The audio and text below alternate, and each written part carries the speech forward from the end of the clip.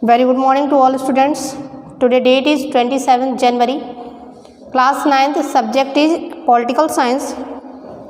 In our previous video, we have discussed about the electoral politics, in which we read what is a constituency, what is a voter list, what is a EVM machine, how is MPs are elected, how is the MLAs are elected, what is a Lok Sabha, what is a Raj Sabha, what is a legislative assembly.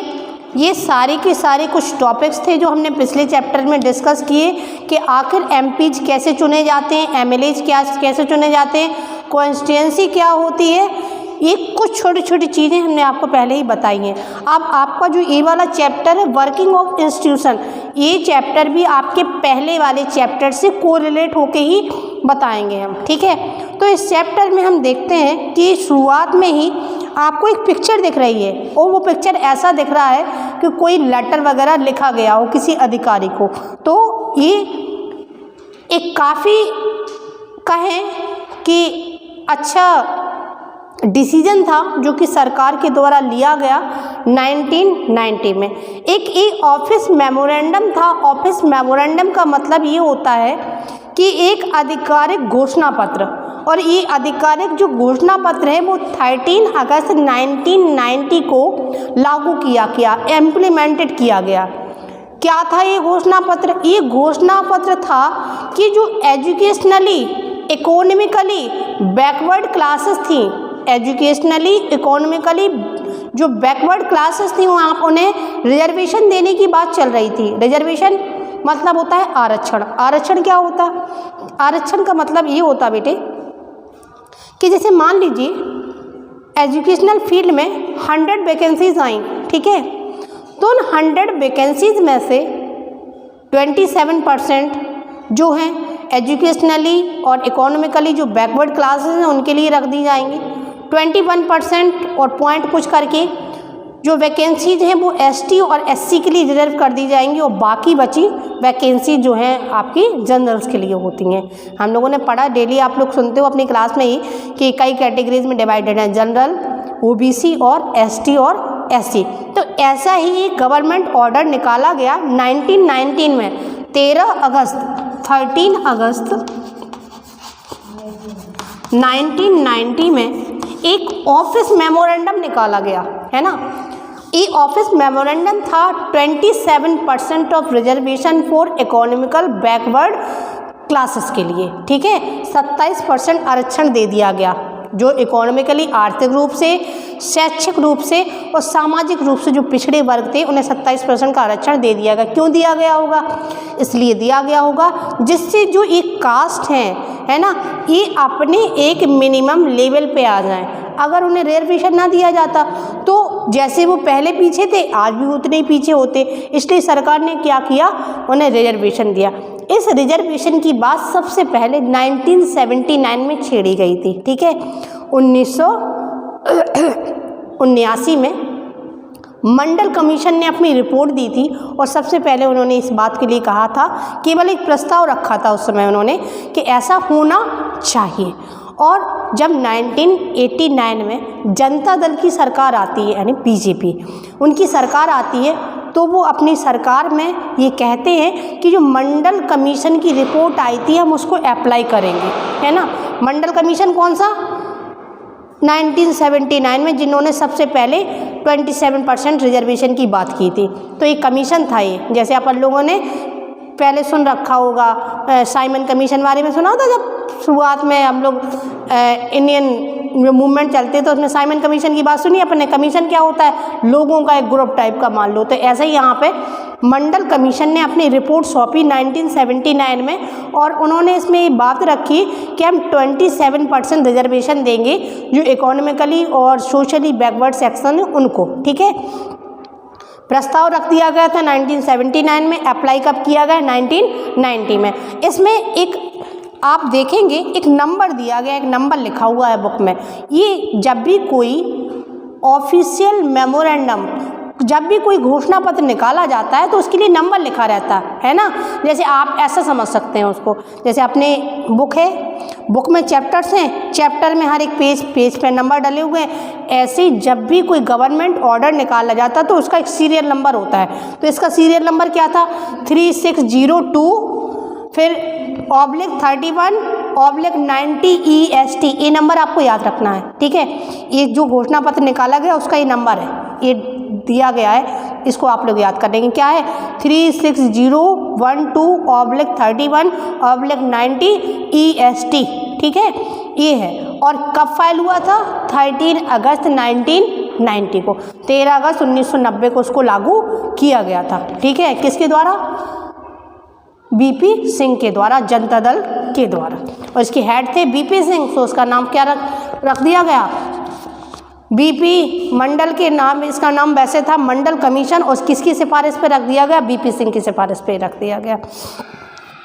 अब एक चीज़ सुनिए, क्या इतना बड़ा जो decision है, कोई छोटा मोटा डिसीजन तो है नहीं कि हम फैमिली में, हमने कहा टूर पे जाना है, पापा ने कहा टूर पे जाना है तो मम्मी ने कह दिया हाँ, बच्चे तो वैसे भी एग्री होते हैं, बोले हाँ चलो भाई टूर पे तो चलना ही है, तो चले गए।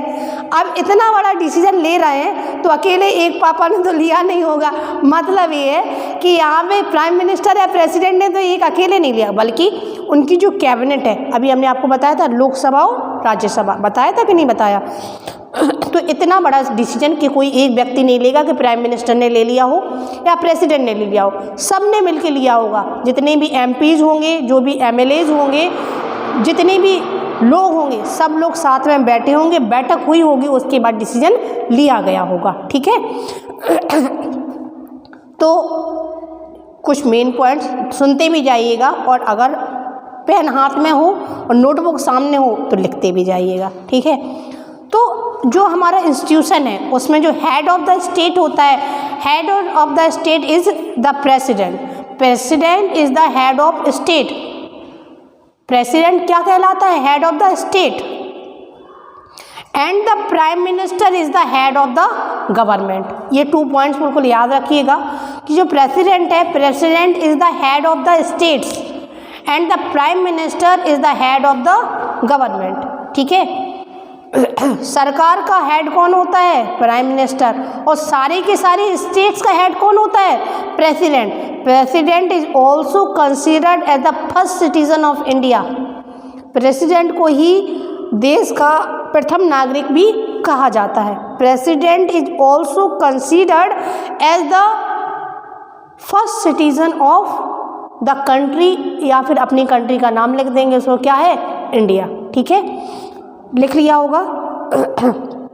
चलिए, जो हमारी पार्लियामेंट है, पार्लियामेंट, तो हमारी पार्लियामेंट के 3 हाउसेस हैं। कौन कौन से हाउसेस हैं, 3 हाउसेस हैं पार्लियामेंट के, लोकसभा, राज्यसभा एंड प्रेसिडेंट, ठीक है। 3 हैं, लोकसभा, राज्यसभा एंड प्रेसिडेंट, ये 3 हाउसेस हैं। यानी कि जब भी कोई डिसीजन लिया जाएगा तो क्या होगा, लोकसभा और राज्यसभा दोनों की कंसल्टेशन पे होगा, और प्रेसिडेंट पे उस पर लास्ट सिग्नेचर किसके होंगे, प्रेसिडेंट के। जब तक प्रेसिडेंट सिग्नेचर नहीं करेगा तब तक वो लॉ एप्लीकेबल नहीं होगा, ठीक है। इतना क्लियर है। अब जो ए ऑफिशियल मेमोरेंडम है, आप समझ गए आप कि जो ए ऑफिस मेमोरेंडम है सब ने लिया होगा। किसने लिया होगा, लोकसभा ने भी, राज्यसभा के मेंबर भी होंगे, और साथ में उसमें प्रेसिडेंट ने क्या किए होंगे, सिग्नेचर, तब इतना बड़ा डिसीजन लिया गया। और इस डिसीजन की कंट्रोवर्सी भी बहुत ज़्यादा हुई। कंट्रोवर्सी समझते हैं आप लोग, बुराइयाँ है ना, आलोचना, इसकी आलोचना भी बहुत हुई। जैसे मान लो भाई आप लोग क्लास में पढ़ रहे हैं, क्लास में आपके मान लीजिए 75 स्टूडेंट्स हैं, और सबके सब क्या कह रहे हैं, हमारे पास क्या है, राइट टू इक्वलिटी है कि नहीं है।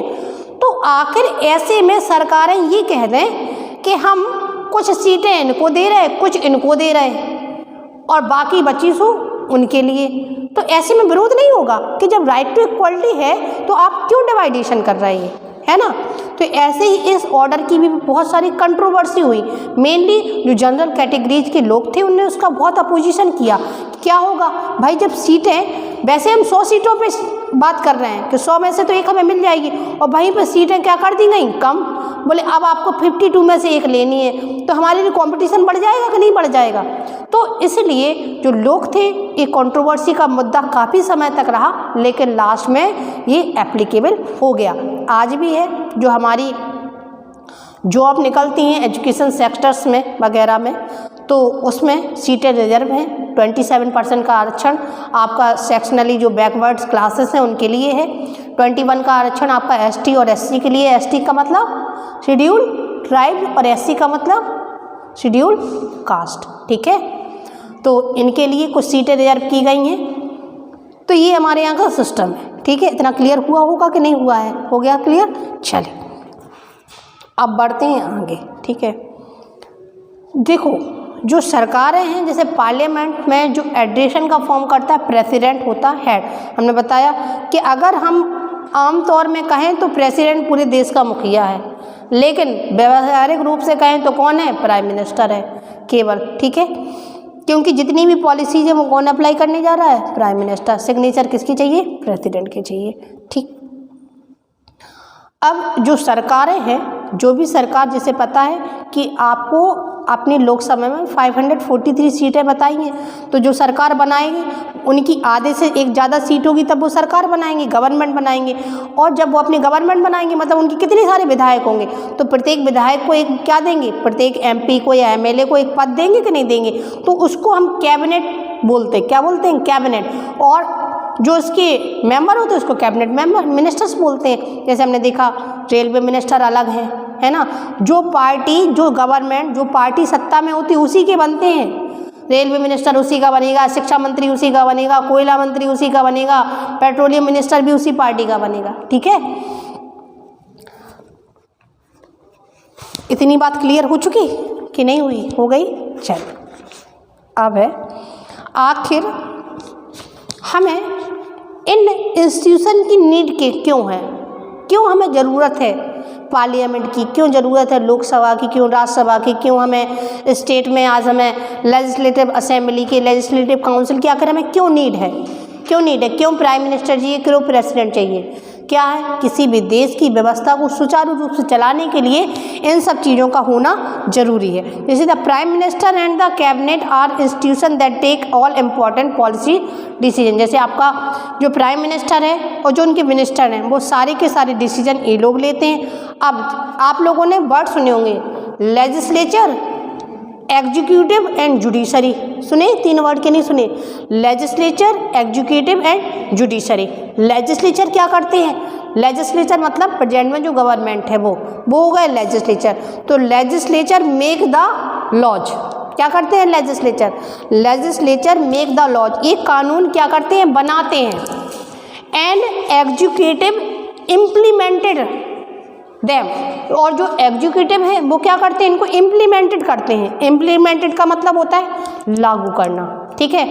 लेजिस्लेचर ने लॉ बनाया, एग्जीक्यूटिव ने उसने में इम्प्लीमेंट कर दिया। एग्जीक्यूटिव में कौन आते? जो आपके सिविल सर्विसेज के इंस्पायरेंट होते वो आते हैं इसमें, डीएम, एसडीएम, ये सारे लोग। इनका काम होता है जो भी कानून बन रहा है उसको अप्लाई करना। अब जुडिशरी, जुडिशरी समझ रहे हैं आप लोग? Court, supreme court, high court. सुना है कि नहीं सुना? तो judiciary solve the dispute of both. किसके? लेजिस्लेचर और एग्जीक्यूटिव के बीच में जो भी लड़ाइयाँ होंगी, जो डिस्प्यूट होगा, जो झगड़ा होगा, वो कौन सुलझाएगा? जुडिशरी सुलझाएगी, ठीक है। मतलब जैसे मान लो प्रोसीजर है, लॉ बनना है, उन्होंने बना दिया, ठीक है, इनने अप्लाई भी कर दिया, लेकिन अब बात ये आ रही कि जनता उसका क्या कर रही? विरोध कर रही। बोले ये कानून बना, ये गलत है, ये इम्प्लीमेंटेड नहीं होनी चाहिए। बात कहाँ पहुँचेगी? जुडिशरी। जुडिशरी इस मैटर को सॉल्व करेगी, कुछ ना कुछ इसमें नया कुछ जोड़ेगी, जनता को सेटिस्फाइड करने की बात होगी, ठीक है। हमारे यहाँ पे हेड ऑफ द कौन सा कोर्ट सबसे हाईएस्ट है? Highest court of India. अरे हाईएस्ट कोर्ट ऑफ इंडिया क्या है? सुप्रीम कोर्ट, ठीक है। और हमें पता है मतलब सुप्रीम कोर्ट का डिसीजन एक बार, तो आप लोगों ने सुना होगा, जो सुप्रीम कोर्ट एक बार डिसीजन दे देती है, इसके बाद कोई भी कोर्ट उस कंट्री की उसको बदल नहीं सकती। हाँ, प्रत्येक स्टेट की कोर्ट होती है, हाई कोर्ट जिसको बोलते हैं, है ना, प्रत्येक स्टेट में होती है। अपने यहाँ पे टोटल 25 हैं। कितने हाई कोर्ट हैं? 25। आप कहोगे स्टेट कितनी है? 28, है ना। तो फिर 25 कैसे बचे? तो ऐसा होता है, जो छोटी स्टेट होती ना उनको 2-3 को मिला के एक हाई कोर्ट बना दिया जाता है। अपने यहाँ पे कई छोटी छोटी स्टेट हैं, जैसे गोवा वगैरह है, तो इनको मिला के एक स्टेट, एक हाई कोर्ट होगा। तो ऐसी टोटल कितनी हाई कोर्ट हैं अपने यहाँ पे? 25 हैं पूरे, याद रखना आप लोग, ठीक है। तो लेजिस्लेचर बता दिया हमने आपको, एग्जीक्यूटिव बता दिया और जुडिशरी बता दिया। Legislature make the laws and executive implemented them and judiciary solve the dispute of legislature and executive, ठीक है। और हाईएस्ट कोर्ट कौन सी है? Supreme court is the highest court of India and there are 25 high court in India, ठीक है। ये points कुछ लिख लिया आपने। चलिए अब क्या है कि पार्लियामेंट क्या है? पार्लियामेंट क्या है? इंस्टीट्यूशन है, वर्किंग इंस्टीट्यूशन है। जैसे पार्लियामेंट क्या करती है? पार्लियामेंट जो भी आपको मैंने बताया है ये उन सारे चीज़ों का रिस्पॉन्सिबल होती है, ठीक है। जैसे मंडल कमीशन ने अपनी रिपोर्ट दी, जैसे लिखा the report of the Mandal commission was discussed in the parliament. कहाँ पे डिस्कस हुआ? पार्लियामेंट में हुआ। The president of India mentioned this in his meeting, या फिर कैबिनेट, जो प्रेसिडेंट था उन्होंने इसको अपनी किसमें, इस बात को कहाँ रखा गया? मीटिंग में रखा गया। थर्ड पॉइंट क्या कह रहा है? The prime minister made a law, prime minister ने क्या किया? लॉ बना दिया। किसको लेके? ऑफिशियल मेमोरेंडम को लेके। ऑफिशियल मेमोरेंडम का क्या था कि to give 20% of reservation for educationally and socially backward classes. तो ये रहा पार्लियामेंट क्या कर रही है। पार्लियामेंट क्या कर रही है? पार्लियामेंट के जो 2 हाउसेस हैं वो लॉज को इम्प्लीमेंटेड करवा रहे हैं, ठीक है। तो ये मेन 3 पॉइंट्स आपको ज़्यादा ध्यान रखना है, legislature, executive and judiciary. Legislature make the laws, executive implemented them and judiciary solve the dispute between both, ठीक है। ये यहाँ तक आज आपके लिए ठीक है। कल इसके आगे हम लोग रीड करेंगे। Okay, thank you, have a nice day.